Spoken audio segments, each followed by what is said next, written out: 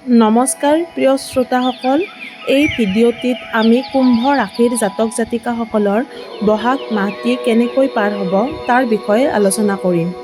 কুম্ভ ৰাশিৰ জাতক জাতিকাসকলৰ এই মাহত ধন লাভৰ যোগ দেখিবলৈ পোৱা যায়। নতুন চাকৰি লাভ, প্ৰমোচন অথবা চাকৰিৰ ক্ষেত্ৰত অন্য সুখবৰো পোৱা যাব এই মাহত কুম্ভ ৰাশিৰ জাতক জাতিকাসকলে। শিক্ষাৰ্থীসকলৰ বাবেও এই মাহটি উত্তম।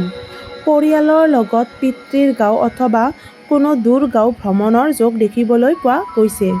কুম্ভ ৰাশিৰ জাতক জাতিকাৰ জীৱনসংগীসকলৰো ধনৰ ক্ষেত্ৰত অথবা চাকৰিৰ ক্ষেত্ৰত এই মাহটো শুভ দেখিবলৈ পোৱা যায়। ভিডিঅ'টি যদি চাই ভাল পাইছে তেতিয়াহ'লে লাইক আৰু কমেণ্ট কৰিবলৈ নাপাহৰিব। লগতে চেনেলটো ছাবস্ক্ৰাইব কৰিব। ধন্যবাদ।